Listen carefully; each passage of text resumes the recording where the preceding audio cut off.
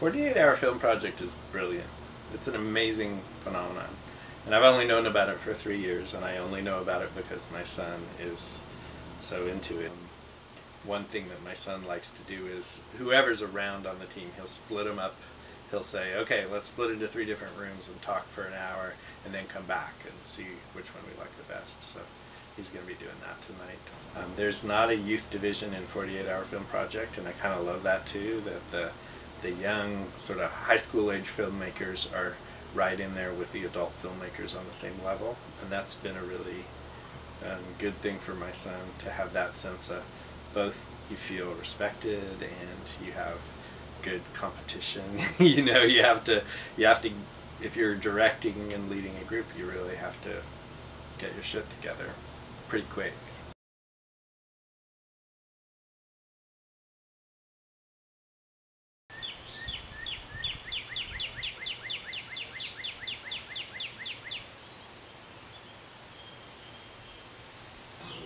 What I like about it is just really weird.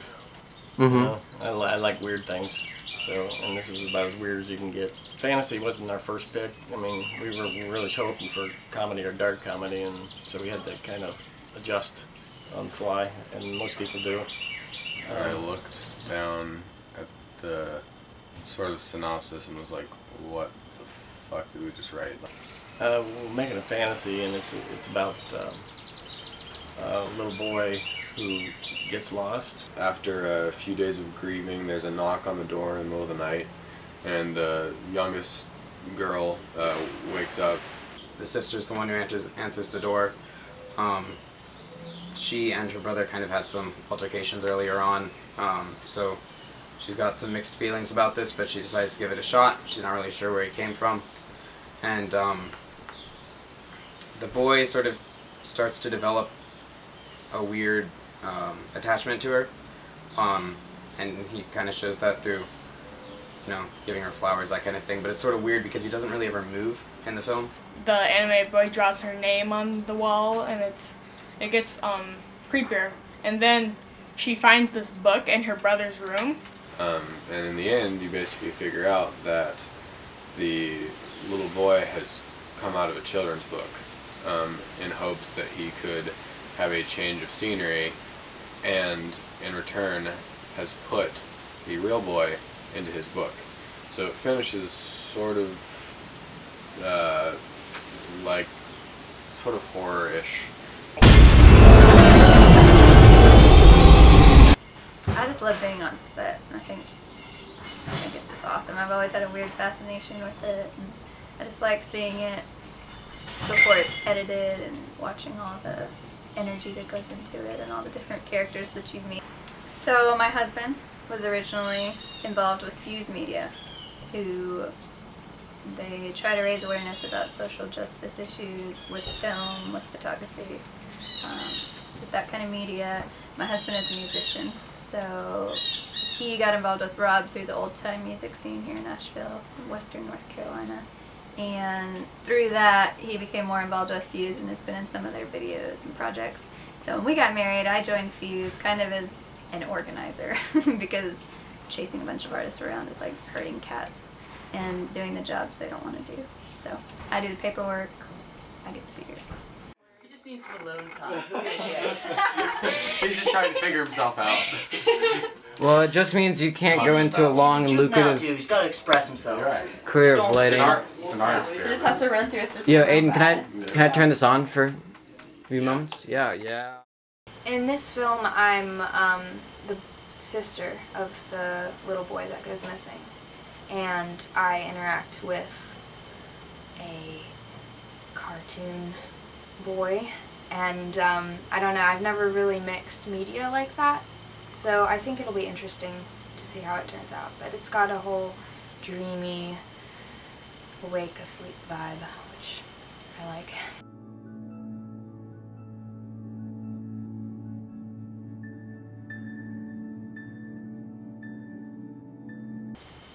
Aiden's just so incredible with his cinematography, I think. He's really got an eye for what looks good on film, and it's really enjoyable to watch the finished product. He's a good director too. He knows exactly what he wants from you, so he'll just tell you, and yeah, I don't know.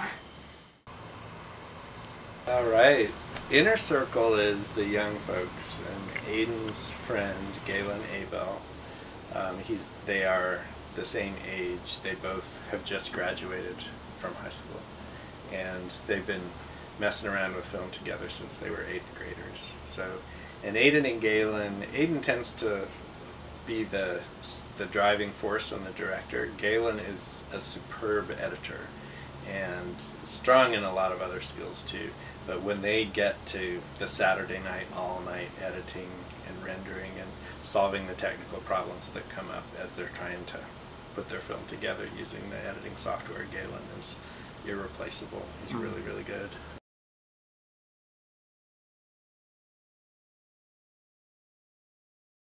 Did you sleep last night? Oh, not a wink.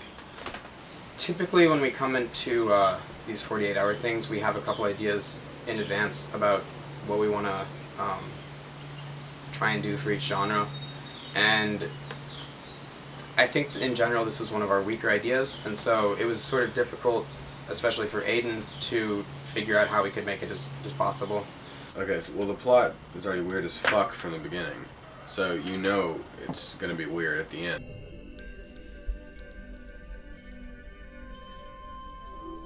We will finish in 5 minutes. Ish. And when are you going to work? In an hour.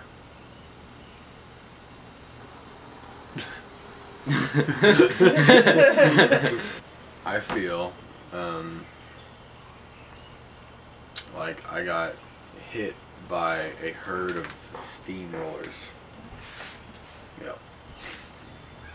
But then again, I mean, everything worked out great. It was just challenging.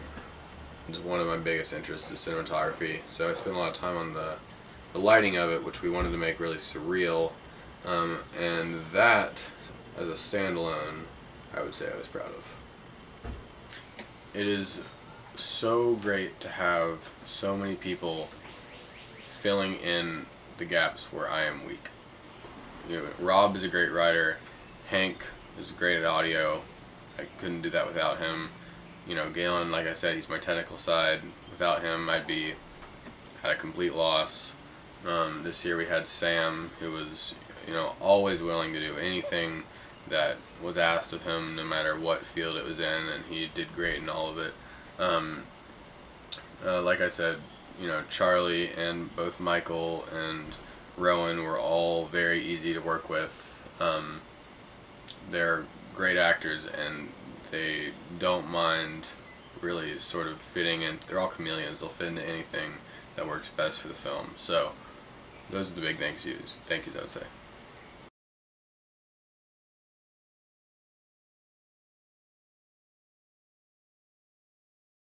I remember a photograph that Aiden wanted me to photograph him holding a book up, and he thought that by my photographing it, it would come alive.